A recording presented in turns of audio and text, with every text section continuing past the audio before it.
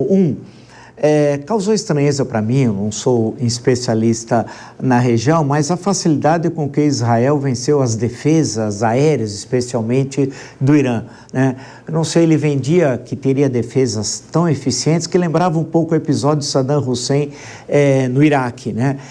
Décadas antes, que também aquilo ruiu com muita facilidade. Claro que não tanto no caso do Irã, porque o governo, tudo indica, ainda ao menos momentaneamente, continua forte. Mas primeiro, se não causou estranheza ao senhor esse rápido controle, especialmente aéreo, por parte de Israel do espaço aéreo iraniano. E segundo, a questão do que pode acontecer, né, em termos geopolíticos na região. O senhor destacou que Israel mostrou outra vez a força que tem.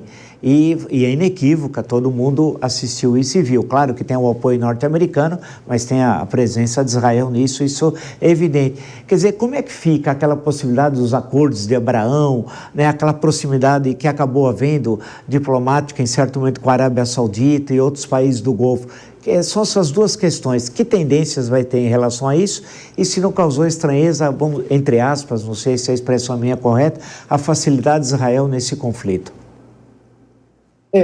Pontos excelentes, Marco. Primeiro, o Irã ele tem uma capacidade militar muito importante também, claro que não é equiparável à de Israel, né? Israel tem uma capacidade muito maior, armamento mais moderno, até por conta dos acordos de defesa que tem com os Estados Unidos, de todos os recursos que vêm dos Estados Unidos, né, para fortalecer sempre a musculatura bélica israelense. Mas o Irã não é um ator qualquer na geopolítica do Oriente Médio em termos militares, né? Ele tem um programa autóctone de mísseis e drones, né, muito importante, inclusive, né, vende, como a gente sabe, mísseis de drones para a Rússia tem usado, né, mísseis de drones iranianos na campanha ali na Ucrânia.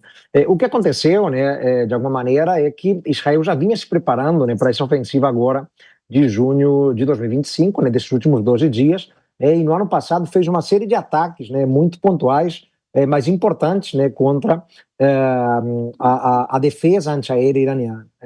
O Irã tinha as plataformas de defesa S-300, né, que são de fabricação russa. Não é plataforma de defesa antiaérea de última geração, mas é um armamento importante, né, para se defender justamente de aeronaves inimigas. Mas Israel, no ano passado, ele foi justamente atacando de maneira estratégica, né, sem chamar muita atenção, né, e praticamente isso não era noticiado internacionalmente, né, mas Israel foi minando essa capacidade de defesa antiaérea iraniana, né, preparando o terreno para justamente, né, algum tempo depois, e foi agora, né, neste mês de junho, né, iniciar uma ofensiva aí já mais robusta, né, mais contundente, né, e conseguindo sobrevoar com muita facilidade uma parte grande do espaço aéreo do país, sobretudo a parte mais ocidental, né, do Irã, exatamente onde estão também, né, as centrais nucleares que deveriam ser atacadas, né. Então, né, pegou sim um pouco de surpresa, mas, né, podemos justificar exatamente dessa maneira, né. Israel já vinha se preparando e ao longo do ano passado a gente viu muitas rusgas, né, muitos embates militares ali, né, mas os de Israel muito estrategicamente pensados, né, para destruir essas plataformas S-300, né, que o Irã tinha. Com relação à geopolítica do Oriente Médio, né, e ali é sempre um cenário muito complexo, Israel demonstra força, sem dúvida alguma, né, com essa ofensiva, né, contra o Irã, mostra mais uma vez, né, toda a sua envergadura em termos estratégico-militares, mas cria problemas com o mundo árabe. A situação de Israel hoje em relação ao mundo árabe é muito pior, Marco, do que aquela que víamos no primeiro governo Donald Trump, né, quando o governo Trump costurou os acordos de Abraão, né, que levaram, né, países como Bahrein e Emirados Árabes a estabelecerem relações diplomáticas com Israel. A Arábia Saudita não chegou a estabelecer, mas, né, houve avanço no diálogo ali, né, entre Riad e Tel Aviv, né.